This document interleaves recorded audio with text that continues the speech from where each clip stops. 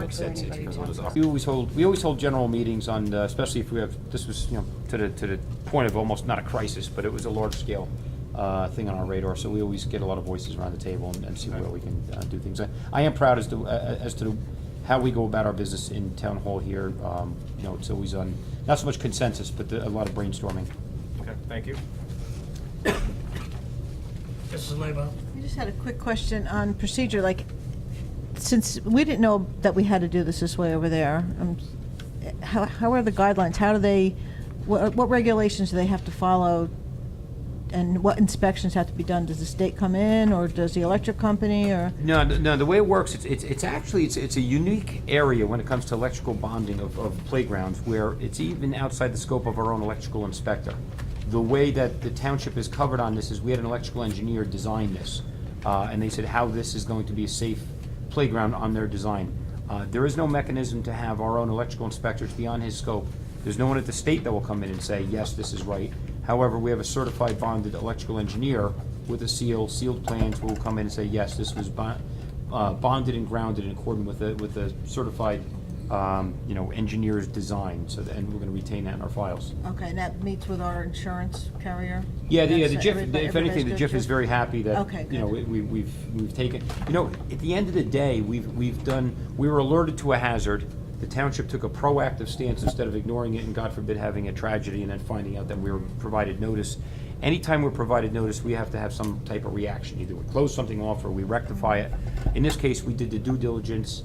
We took the proactive measure on this case, and we've done a reasonable accommodation to make an area safe. Yeah. And that's what the JIF expects of us. I think you're doing a great job, and I was just like wondering since it was something so unique, how does it get inspected? How do we know that what they're doing is going to solve the problem? But you answered that. Yeah, it'll be the design Thank you. engineer who actually comes and walks the grounds afterwards. Oh, good, thank you. Thank you. The second item I have is the cobblestone site. As we had promised the residents, if there's to be any type of further activity on the site, and there will be, starting on or about November 3rd of next week, we have to do our due diligence in another well drill. We have to find out if we have a reliable source of potable water there. The estimate is we have to go down several hundred feet. To that point, Fred's office had arranged with a vendor who was there prior. We provided notice, or we will provide notice tomorrow through Everbridge, and I believe it's on the mayor's Facebook today. We'll be drilling at the site for about 5 days next week. It may even go into the following week. So we're going to provide notice. Subsequent to that, we're going to know whether we have a safe, reliable water supply that will not infringe on the neighbor's water supply, will not draw down unnecessarily on other wells. At that point, we're going to have a go or no go discussion, I would imagine, within the next 30 to 60 days based upon those findings. But the big thing is the neighbors have been requesting notice. That notice is and will be provided. So we'll be there on site for about 5 days next week, drilling at the cobblestone site. The new website, if anybody's been up on it, it's at the entrance to the town hall. It went a little longer than we had anticipated, but you know what? Our IT guy Scott he's not overwhelmed, but he's certainly burdened with stuff he has to do every day. I know he worked on it for a real long time, and it looks nice. There's certainly some tweaks on everybody's webpage, which has to improve, to get it to 100%. But overall, I'm very satisfied with the product he put up there. It's a nice new modern website. I think it's easy to use, and I'm very happy with the entrance to town hall. So it's a nice job by Scott, and I told him so today. Then the last item I have, and I'll take any questions, is two neighboring towns we're actually looking into possible exploring shared services. One of them is Chester Borough, as far as sanitation. It would be a one-day-a-week pickup. We're in the early stages of doing an examination and analysis as to whether the return on investment is worth it for us and whether we can do it for them and make it a win-win. I would imagine we'll have more guidance by the November 11th meeting for council as to whether it's promising or not. And the second is we've been approached by the Borough of Mine Hill in regards to health services, which would make sense. We're Wharton right next door and Dover on the other side are already our partners. So those are two things we're very active on, and so far in the early stages look promising. But again, I'll run the numbers and the analysis, and I've been working with Sherry and Timmy, especially with the Chester Borough sanitation. So I would think by the end of this week internally, we should have a good idea as to where we're going. And that's all I have. Mayor? Yeah, I have a couple of comments. Monster Mash, which was Saturday night at about 6 o'clock, had over 700 participants. It was phenomenal. Special thanks to our sponsors, volunteers, Buildings and Grounds and Recreation Department. If you haven't been up to Turkey Brook lately, the Buildings and Grounds Department took it upon themselves to put in a fire pit with logs based on, built from recycled material that we've used for other events, such as the Mud Run. And it was a phenomenal success, and we have, through the Recreation Department, made the fire pit available by permit use to other clubs and organizations in town who might be interested in using that facility. It's kind of near the, between the garage and the lacrosse field and the closest baseball field. Obviously, we have some concerns about its proper use, but I've already been contacted by a Boy Scout organization who's interested in holding an event up at that facility, and I think it's a great addition, and kudos to the Buildings and Grounds Department for taking upon themselves to improve Turkey Brook Park significantly without any expense to the taxpayers. The Mount Olive Police Athletic League is hosting its 12th annual Halloween Trick-or-Treat Night, Friday, October 31st, at the Mount Olive Middle School, 7 to 9, 14 years and under, Mount Olive residents only. Although I thought, Lisa, I saw something online that it was not open to just Mount Olive residents. Do you know that to be true or not true? It's only Mount Olive residents? Yes. Okay, I thought I saw something that was open to others. Lastly, the Health Department, along with Mountaintop Church and other clergy, are putting together Thanksgiving baskets for those families in need. Weiss Markets has also contributed as well to the cause, so. Okay. So, anyone who's interested in helping out with the effort to put together the Thanksgiving baskets, get in touch with Lisa, and she'll put you in touch with Matt Jones or whoever at the Mount Olive Clergy is ultimately putting together the baskets for the families in need.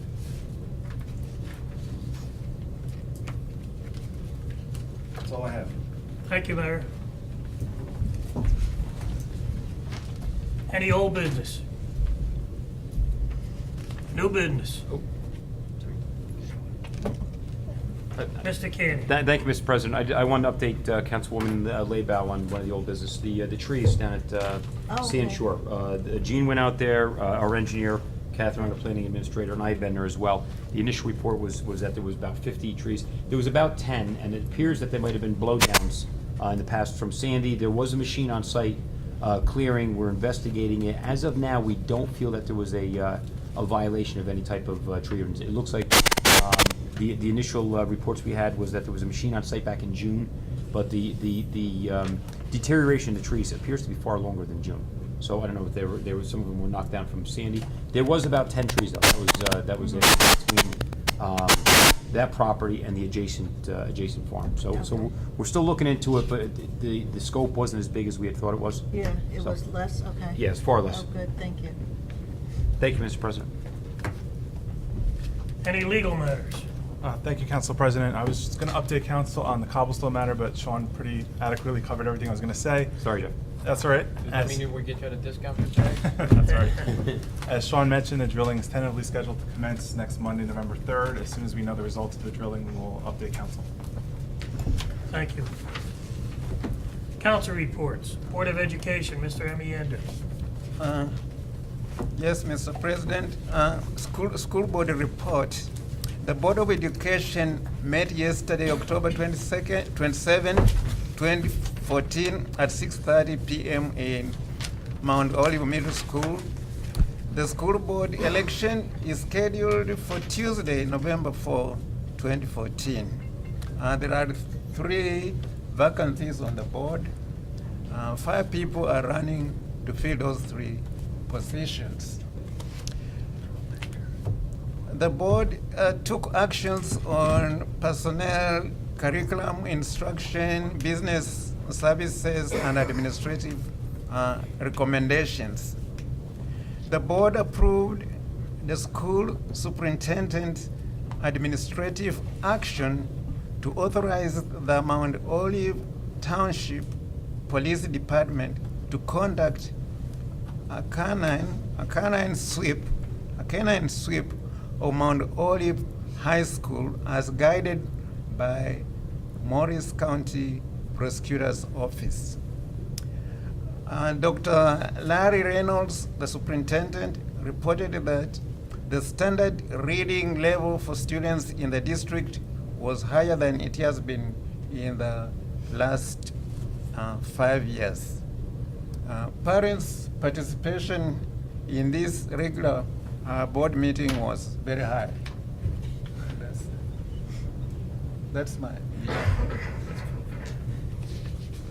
Thank you, Mr. Amienda. Mrs. Labelle. Thank you, Mr. President. The only thing I have to report on tonight is for TNR, we had the yard sale over at the After, and actually, again, had a huge turnout of people coming and made more money again than they had in the past, which helps to fund all of their grassroots efforts, which is phenomenal. Thank you. Mr. Perkins. Nothing to report, Mr. President. Mr. Roman. And I too have nothing to report. Mr. Maney, I have nothing else. Anyone from the public wish to be heard? If not, I'll close it to the public. Council comments. Mr. Amienda. Yes, I have something to report. Public comment, October 28, 2014. On Friday, October 17, 2014, at 10:30 a.m., I attended 24th District New Jersey Legislative meeting held in the Hope Township Municipal Building. Senator Stephen Oroho, Assemblywoman Alison Littell McHorse, and Assemblyman Space Park co-chaired the meeting. And the purpose of the meeting was to educate us to the issues confronting local government officials within the district. It also gave our officials opportunity to upgrade us on current issues in the state legislature of interest to our communities. Among the issues discussed were New Jersey Highlands Council law and the need to restore economic viability to Sussex, Warren, and Morris counties. We discussed unfunded state mandates. We let our leaders in Trenton know that New Jersey League of Municipalities and the New Jersey Association of Police Chiefs are concerned about the initial cost of providing cameras to cops in compliance with the law signed by the governor on September 2nd, 2014. We asked the legislature in Trenton to fund the law. We discussed high taxes and the cost of living in New Jersey. We let our legislators in Trenton know that the public would like to see charter school law of 1995 revised and upgraded, even if the changes would allow public school facilities money to be disbursed to charter school facilities. We also discussed the status of Affordable Housing Act and the need for regional master plans. And that's my comments, Mr. President. Thank you. Mrs. Labelle. I just want to say that past 2 weeks, a week ago Saturday, I was up at the last day for the farmers market, and they had the Halloween costume. A lot of participants. That was really exciting. And then I kind of went around town to different other events that were going on, and it was like so nice. I mean, you just go up and down the streets, and there's one event here, there's something going on here. So it's a very active thriving community. And then Saturday night was the Monster Mash, and that was, there was like so many people there. It was just absolutely phenomenal. And between the playground, there was tons of people in the playground, families waiting for the Monster Mash 3K to begin. And I just want to thank our administration, our staff, all of our volunteers for all of the work that they do. And I must say, as far as like with the Monster Mash, like if you notice, like we wouldn't be able to have the event if we didn't have our first aid squad there and our fire department. And with all the time that they put out for our community as is, and then they make the time to come and volunteer for these events as well. So it's pretty phenomenal that they do all that. Thank you. Mr. Perkins? Thank you, Mr. President. First and foremost, I'd like to wish my wife a happy birthday today. Yay, I have happy to birthday, make sure that Happy I birthday. get that down. At 29 years old, again, lovely lady. We may remember a few thought she years was back that 27. we had a snowstorm on her birthday that shut the building down, 11 inches of snow for a day and a half. So, knock on wood, this has been a good one. I'm very proud to say that my son will be getting married on November 8th, and our mayor will graciously be performing the ceremony. He will be wedding my son, so I want to thank the mayor for that. November 10th is the Marine Corps' birthday, 239 years old, so we all should look forward to that. November 11th is Veterans Day, so everybody kind of remember a Marine and remember a veteran. Thank you, Mr. President. Mr. Rowland?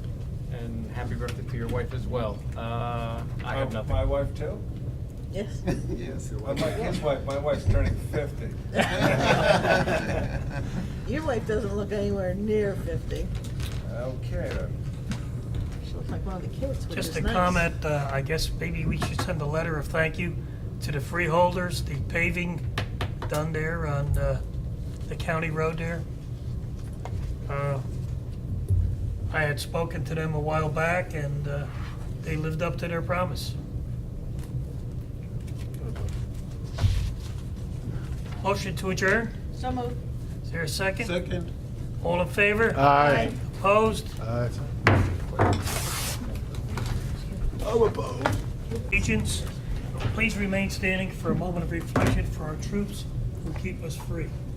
I pledge allegiance to the flag of the United States of America and to the republic for which it stands, one nation, under God, indivisible, with liberty and justice for all.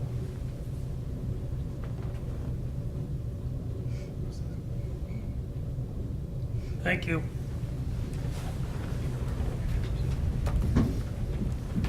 Lisa, would you kindly read the Open Public Meeting Act announcement? According to the Open Public Meetings Act, adequate notice of this meeting has been given to the Daily Record. Notice has been posted in the Municipal Building, 204 Flinders Drakestown Road, Bud Lake, New Jersey, and notices were sent to those requesting the same. Roll call, please. Mr. Amianda? Here. Mr. Ferrante? Excused. Mrs. Labow? Here. Mr. Perkins? Here. Mr. Roman? Here. Mr. Nacastro? Excused. Mr. Mania? Here. Okay, first on our agenda is a discussion about Gold Mine Road reopening. Mayor? Yeah, in our continuing effort to alleviate the issues at Country Oaks, specifically Connolly Avenue and Route 46 intersection, we've attempted a number of different fixes over the years. Obviously, DOT is not willing to give us a traffic light. Our police department also does not believe that a traffic light at that intersection is appropriate based upon topography and site clearance to the intersection. We are proposing, and we have proposed for some time now, a rear exit out of the Country Oaks development through Tanglewood onto Gold Mine Road. We have been endeavoring to push this forward since probably the last 6-8 months? Yes. A year. And now we are prepared, if council so chooses, to open Gold Mine Road. Gold Mine Road from Tanglewood will be one direction, which will run in an easterly direction from Tanglewood to basically the Route 206 straight out, with access to the shopping center and Route 206 either left or right. The police department has indicated that their preference would be, for a number of different reasons, to make Gold Mine Road a two-way road. I am opposed to that for a number of different reasons. I don't want to start taking traffic off of Route 46 and taking it onto Gold Mine Road as a cut-through to get to 206. This is simply being done right now, from my perspective, to alleviate the problem that we've identified. To see where and how this alleviates the problem, and then to reevaluate as we move forward and see how it does alleviate the problem.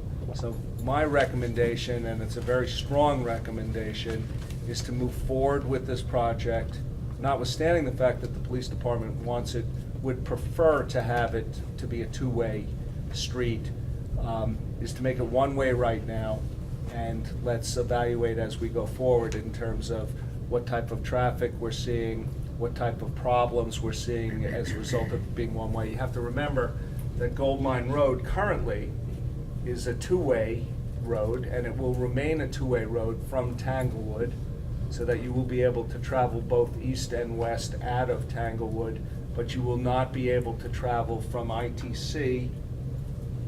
It's from ITC to back to 46. When do you feel it'll be opened? We anticipate, been working with Jeff and Fred. We're hoping to have the introduction on the ordinance, the next meeting, I think November 11th. Second reading November 25th, 20 days after publication, so probably around December 7th, 10th, that area.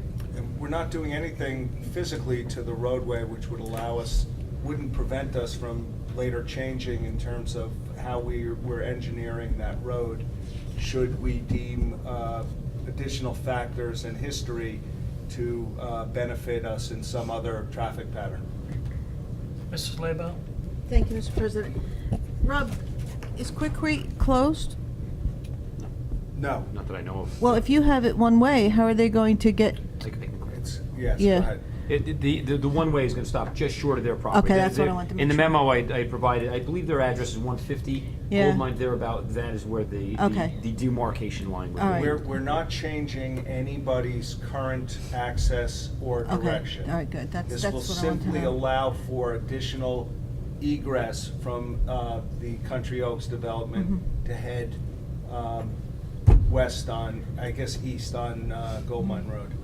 Okay. I may have misspoken before. Yeah. It's gonna run Okay. west to east. Yeah, because I was just like thinking, if it's to ITC, then what about the homes and businesses that, because there's a house on the corner of Flanders Necon Road and Gold Mine Road, and so you can't not let the people get to their house either, so. It will But that not- answers the question. Right, it will not change what Mhm. anybody is currently able to do in a negative. Okay, good, that's factor. just, I just want a clarification. And again, as we look at the traffic flow and analyze what's going on, we may come to a different conclusion. Mm-hmm. Yeah. And there's nothing to prevent us from changing Right. what we're starting with to something which may be more beneficial And to one- all the residents. One last question, the bridge was fixed? Yeah, the from- bridge was inspected by Morris County Bridges. We've had Gene Bazinski, our engineer, out there, saying what we needed for, his opinion, signage, safe passage. The DPW's been out there improving. We're still not, completely 100%. We're about 90% there, ready to go. Oh, okay. But before the ordinance takes effect, we'll have the township engineer do one final pass-through, police department do a final pass-through, and then give it the go-ahead. I would have to say that the feedback that I've gotten is 90% favorable from the Country Oaks development. There are a few people who live at or around the intersection of Gold Mine and Tanglewood that are gonna see somewhat increased traffic coming out of Country Oaks because we're providing egress out of the development. And, sometimes we have to make decisions that are for the greater good than for the limited few. Mr. Roman?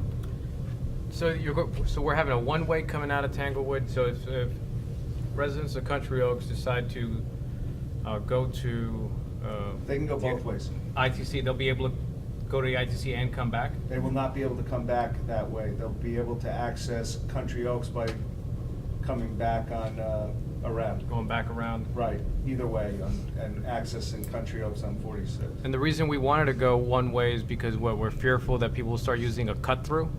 Yes. And where would we anticipate that additional traffic coming from, the 206 ridership? 206 to 46. Right, right. Yeah, There's also commercial vehicles that access Gold Mine Road further east of Country Oaks.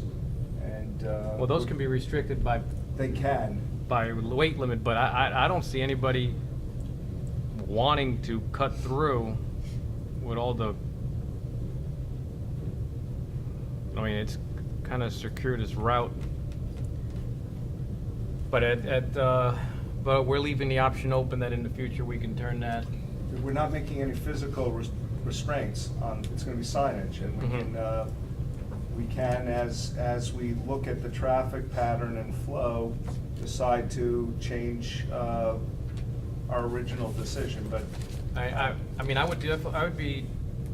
definitely in favor of opening up the egress out of Country Oaks to alleviate the traffic going out to 46 to make it much safer. I was wondering if we could somehow make it that we have to revisit this within 1 year, so that we can, at that point, have the option to keep it the one-way, or go forward and finally make it two-way. you know what, I understand what you're saying, and there's nothing to prevent you from bringing it back up. It doesn't have to necessarily be in the ordinance that we adopt. You can bring it up at any point in time after we see how it's going and say, okay, I've looked at it. I think that we need to, at this point, revisit the issue. So I don't necessarily disagree with you. I just don't think that that needs to be in the ordinance itself. And there's nothing in the ordinance which prevents you a year from now saying, okay, you know what, I think that the township would benefit, and I don't see the detriment of opening up Gold Mine Road in both directions. I'm a little concerned about current, and I don't hear you saying anything to the opposite right now. Let's see where we're at, let's see how it works, let's revisit it at any time any one of us up here thinks that it needs to be revisited. I can't tell you that I would be in agreement ultimately about opening it up both ways, but I may be, I don't know. Mrs. Leba? I just wanted to say that many years ago, when my husband worked over at Rudolph Technologies, they had the building at the end of Gold Mine Road at the corner of 206 and Gold Mine, and a lot of people who worked in that area lived in West, in Hackettstown, Independence, and that type of thing.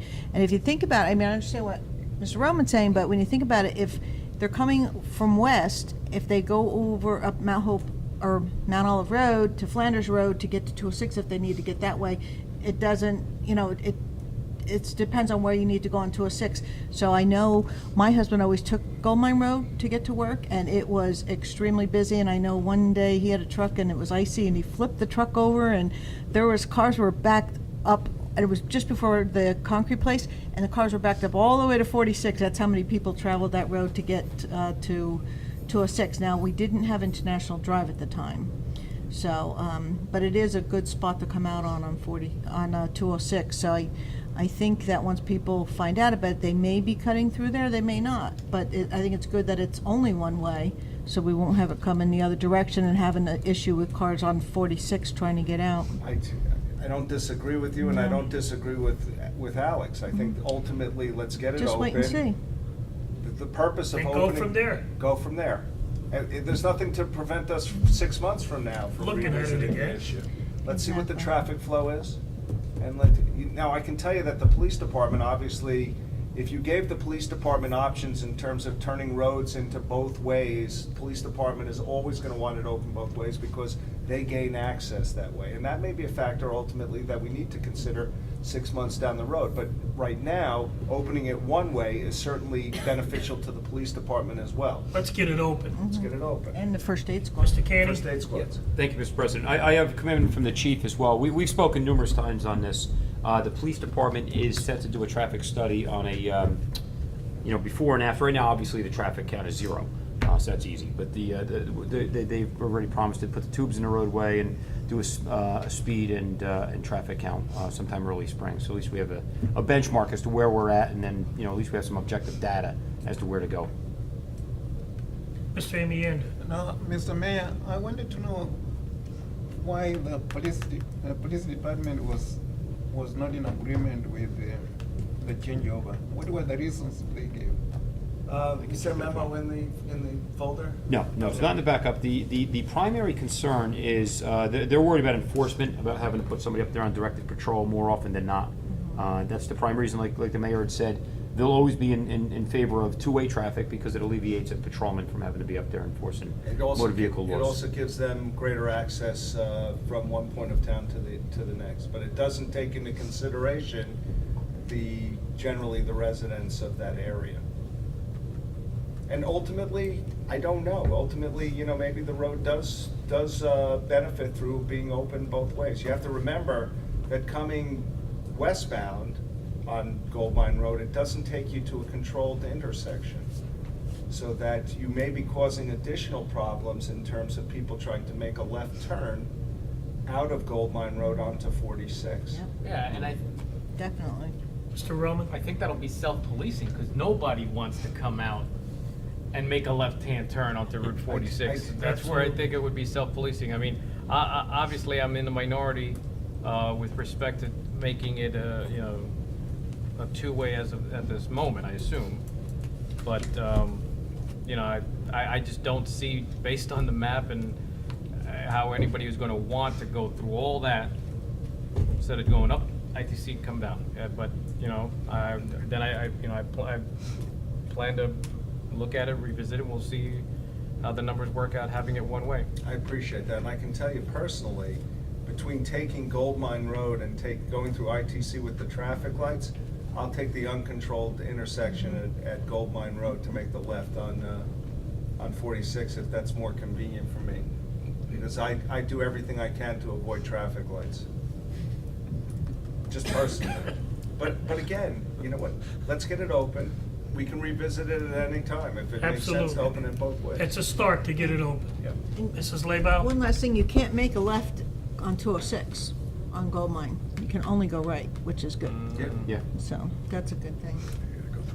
Okay, next we have 6 resolutions. Any discussion on the resolutions? Any old business? Any new business? Anyone from the public wish to be heard? If not, I'll close it to the public. Motion to adjourn to the public meeting. So moved. Second. All in favor? Aye. Opposed?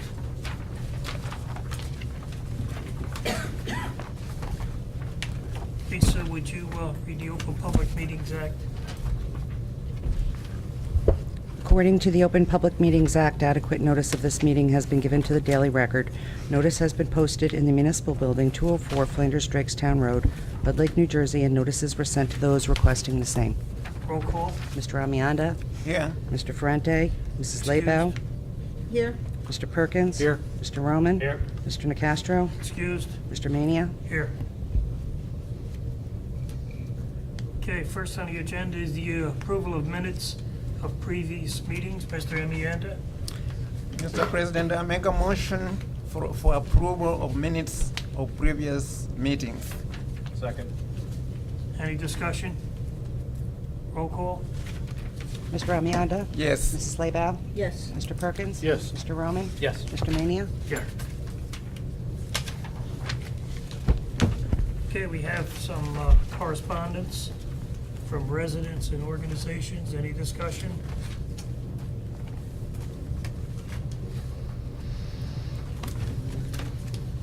Okay, we're moving right along rather nicely. Let's not slow it up. Yeah, don't jinx us.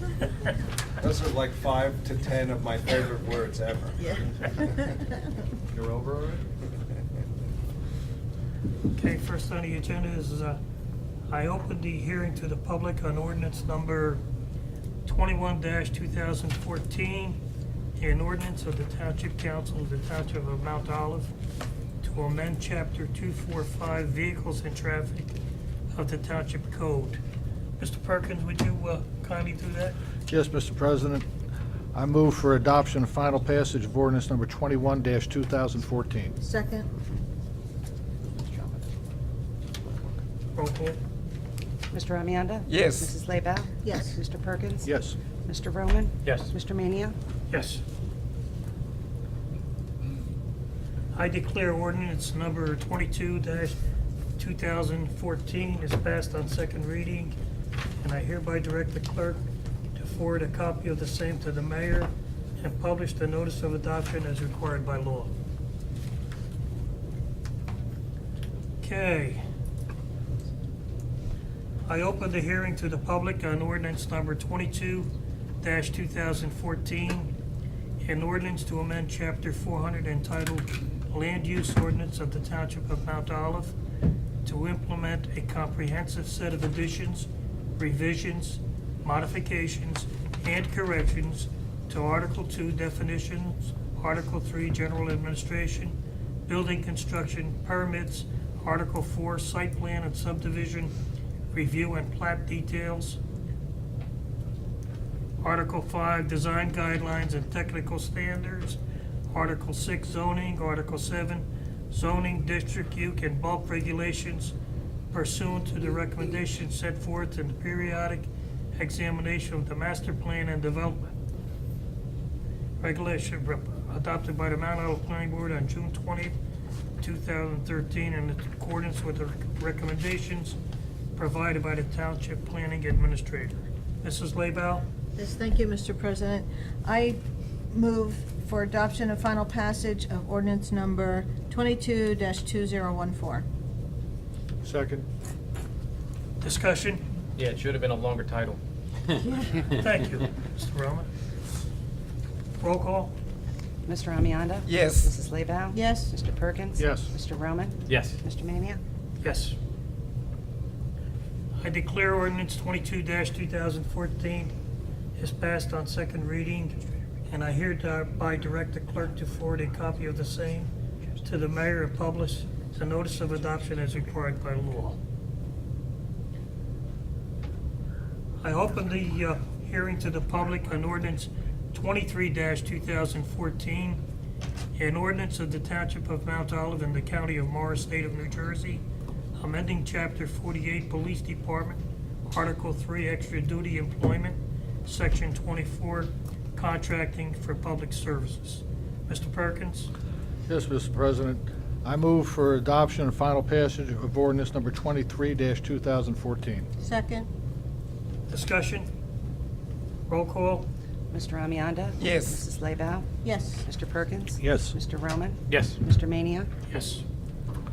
I declare ordinance number 23-2014 is passed on second reading, and I hereby direct the clerk to forward a copy of the same to the mayor and publish the notice of adoption as required by law. I open the hearing to the public on ordinance number 24-2014, an ordinance of the Township Council of the Township of Mount Olive, in the County of Morris, State of New Jersey, to amend Chapter 180, peddling and soliciting of the Code of the Township of Mount Olive, to add an Article 3 entitled Solicitation of Contributions on Roadways. Mr. Roman? Yeah, I move for adoption and final passage of ordinance number 24-2014. Second. Discussion? Roll call? Mr. Amianda? Yes. Mrs. Laybow? Yes. Mr. Perkins? Yes. Mr. Roman? Yes. Mr. Mania? Yes. I hereby declare ordinance number 24-2014 is passed on second reading, and I hereby direct the clerk to forward a copy of the same to the mayor and publish the notice of adoption as required by law.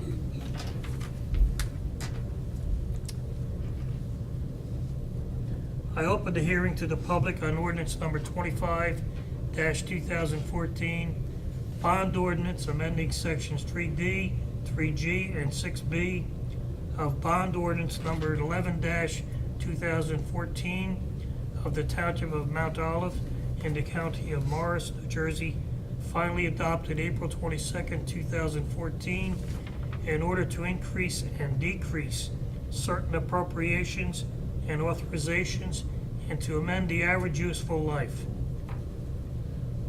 Mrs. Leba, would you do that, please? Yes, thank you, Mr. President. I move for adoption and final passage of ordinance number 25-2014. Second. Discussion?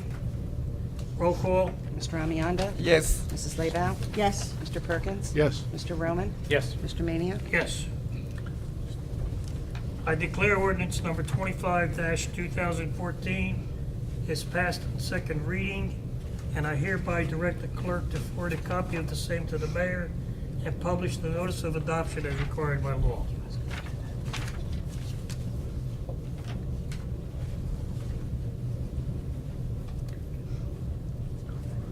We have 6 consent resolutions. Anyone wish to move any to non-consent? Hearing none. Mr. Amienda, would you do the honors? Yes, I make a motion to move consent resolutions 1 through 6. Second. Any discussion? Roll call? Mr. Amianda? Yes. Mrs. Laybow? Yes. Mr. Perkins? Yes. Mr. Roman? Yes. Mr. Mania? Yes.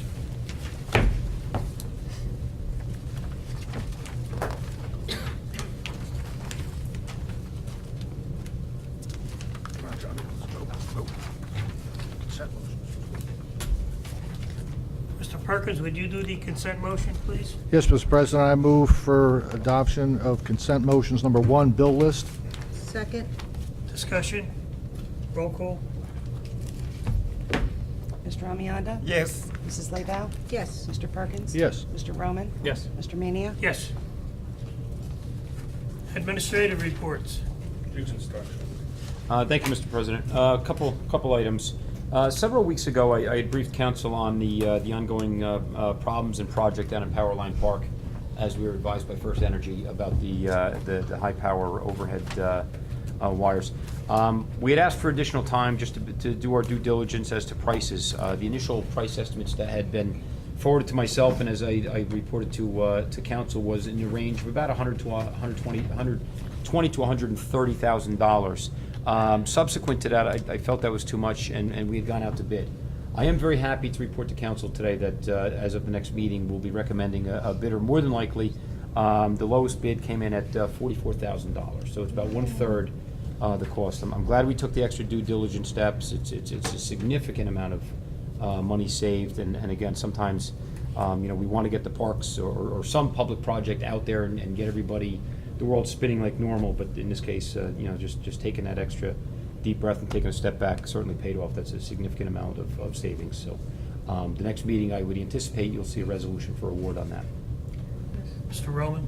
John, is there any thought into, as the whatever improvements they're going to be doing as far as bonding to the fence, that any improvements to the infrastructure that could be done at the same time would save us money in the future? I don't know what the scope of the actual work that needs to be done, but was there at least a look, we look into it and says, while we're here, we can do X, because it'll save us twice as much down the road? The only thing that would have been disturbed, and thank you, because the suggestion did come up, the only thing we could have possibly looked at was maybe change the fencing from, basic metal to vinyl fencing, but it's still metal posts, it still would have had to be bonded nonetheless.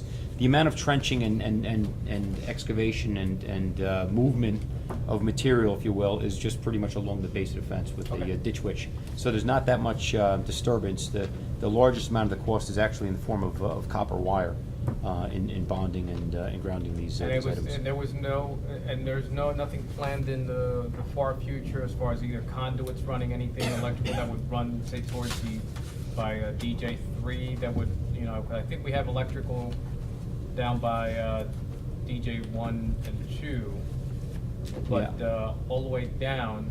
In that aspect, we can always look into it while we have a ditch. Even the conduit running, it's something we could do in-house. It's not that big of an expense. Yeah, if on this one, I didn't want to do it in-house. This is something we have to have a bonded licensed electrician. But as far as excavating, we can always do that. I just wanted to make sure that it sounds like that we did at least look at it in case there was any other improvements that we could have done that we had done at the same time. But We did.